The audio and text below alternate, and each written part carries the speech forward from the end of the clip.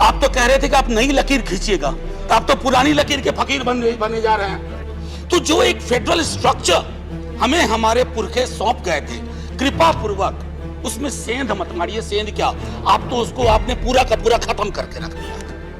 माननीय मंत्री महोदय, इसमें व्यवस्था करिए। हमारे यहाँ बांध को चूहे खा जाते हैं, तो चूहों के लिए भी कुछ व्यवस्था होनी चाहिए इसके अंदर। सर वो चूहे अद्भुत हैं, वो शराब भी पी जाते हैं लाखों लीटर। मेरी बात सुनेगा तो आपको बुरी नहीं लगेगी, आप सुन लीजिए। तो सर मैं आपके माध्यम से माननीय प्रधानमंत्री जी तक एक बात पहुंचाना चाहता हूं। कैबिनेट फॉर्मेशन तो प्राइम मिनिस्टर का प्रेरोगेटिव होता है, कोई हम दखल नहीं चाहते, हम चाहते भी नहीं। लेकिन सर पार्लियामेंट्री अफेयर्स मिनिस्टर का चयन होना तो वेटिंग अपोजिशन से होनी चाहिए। अपोजिशन क्या कोई भूमिका हो तो मैं समझता हूं इस तरह का ब्लॉकेड, ये डिसरप्शन नहीं होगा। आधी चीजें एक मुस्कुराहट में खत्म हो जाएंगी, और वैसे मुस्कुराने वाले लोग वहां बहुत हैं। खैर, एनीवे सर, हाँ, I am just wanting to begin some of my observation, Honorable Vice Chairman sir. I represent the sentiment, I wish to represent the sentiment of people of Tamil Nadu, Karnataka, Kerala and Odisha.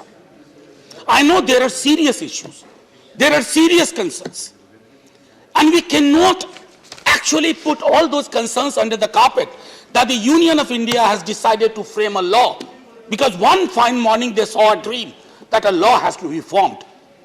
So now when I look at some of the legislations, and I have seen enough in this government, I have seen enough. Always there is a temptation in them, in their behavior, to encroach upon state subjects. Probably they forget that they are not going to remain there forever. अगर आप ही के president की बात मानूं, बहुत former president की, तो उन्होंने भी 50 साल की सीलिंग रखी थी, लेकिन 51वें साल में बदलाव तो होगा, प्रकृति का नियम है। तो जो एक फेडरल स्ट्रक्चर हमें हमारे पुरखे सौंप गए थे कृपा पूर्वक, उसमें सेंध मत मारिए। सेंध क्या, आप तो उसको आपने पूरा का पूरा खत्म करके रख दिया। ये सर सबके लिए है, सबके लिए है, उन्होंने किया, आप उसको आगे बढ़ा रहे। मनोज जी, आपको उनको जवाब देना नहीं है, आप डैम सेफ्टी पर बोले। सर शुक्रिया सर, मैं ये कहना चाह रहा था, if you look at the jurisdiction of the parliament in this case, many of my colleagues have spoken about it. Why enter in a realm, in an area where you are not empowered? Constitutionally you are not empowered. You could have done it, I mean 252 में आपको जो state कहते हैं अपने उनकी बात मान लो ना। मैं इसलिए शुरू में ही मैंने कहा कि हम तो एक ऐसे राज्य से आते हैं सर। माननीय मंत्री महोदय, इसमें व्यवस्था करिए। हमारे यहाँ बांध को चूहे खा जाते हैं, तो चूहों के लिए भी कुछ व्यवस्था होनी चाहिए इसके अंदर। सर वो चूहे अद्भुत हैं, वो शराब भी पी जाते हैं लाखों litre. Sir as I said earlier, it violates the principle of federalism, but I'm shocked but not surprised. The second is the arbitrary power to change functions of the authority. चाहे sir वो NCDS हो या NDSA हो।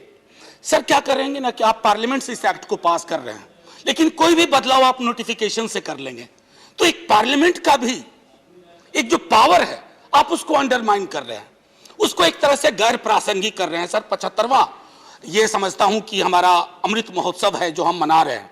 75वें अमृत महोत्सव में हमें मानदंड ऊंचे करने होंगे। निचले मानदंड के साथ हम कौन से मुंह से 75वां आजादी का महोत्सव मना रहे हैं महोदय। सर यहाँ एक पंचतंत्र की छोटी सी कहानी सुनाऊंगा, क्योंकि 3 वालों को आपने 13 मिनट दिया आज, मैंने देखा न 3 में न 13 में।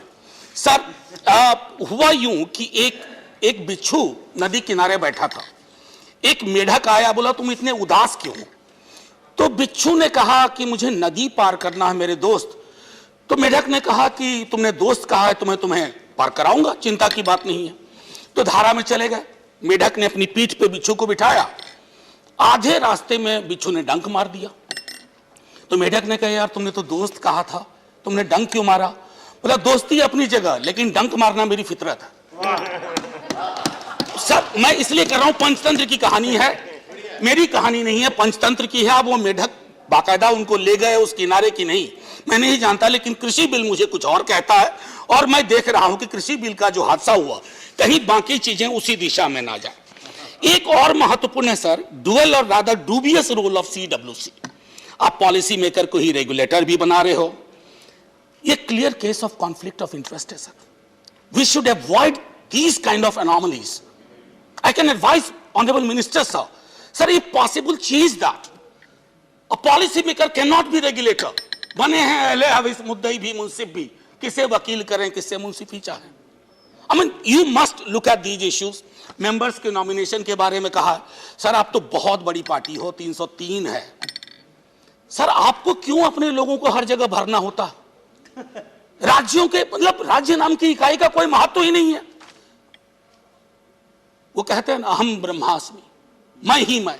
सर इससे थोड़ा बाज आना चाहिए। ये मायावाद जो है ना, ये मायावाद में तब्दील हो जाता है। थोड़ा मैं समझता हूं कि ये हर के लिए है।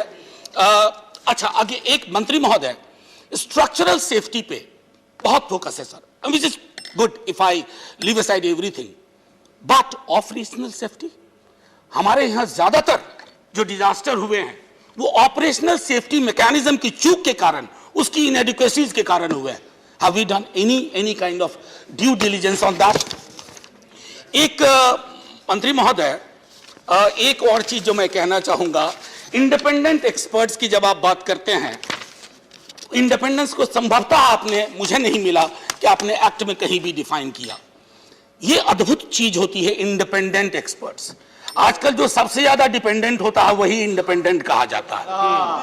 हाँ, तो मेरा मानना है कि इंडिपेंडेंट को डिफाइन करिए, राज्यों को स्वायत्ता दीजिए कि राज्य आपके तौर तरीकों से सर चलेंगे ना तो राज्य कुछ दिन में संग्रहालय की विषय वस्तु बन जाएंगे।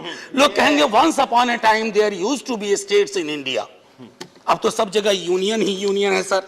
सर एक आखिरी टिप्पणी मैं करके अपनी बात खत्म करूंगा कि पार्लियामेंट में जब हम लेजिस्लेशन के लिए आते हैं, आज मुझे बहुत अच्छा लग रहा है, यकीन मानिए सर, आपके माध्यम से कह रहा हूं, हम में से किसी को भी स्टेलमेट अच्छा नहीं लगता है, लेकिन हमने ये सीखा है कि विश्व भर में पार्लियामेंट्री डेमोक्रेसी सत्ता प्रतिष्ठान के 2 सकारात्मक कदम आगे लेने से चलती है। जिस दिन 2 कदम आप सकारात्मक आगे लेंगे, 4 कदम विपक्ष लेगा। विपक्ष करे भी तो क्या, उसे तो आपके लेजिस्लेशन पे अपनी बात रखनी है, उससे आपसे इत्तेफाक नहीं रखना है, आपको सलाह देनी है। विपक्ष का काम सर आपकी ऑर्केस्ट्रा में तुर ही बजाना नहीं है। विपक्ष में जब आप थे, आप भी किसी के ऑर्केस्ट्रा में तुर ही नहीं बजाते थे, तो हम क्यों बजाएं?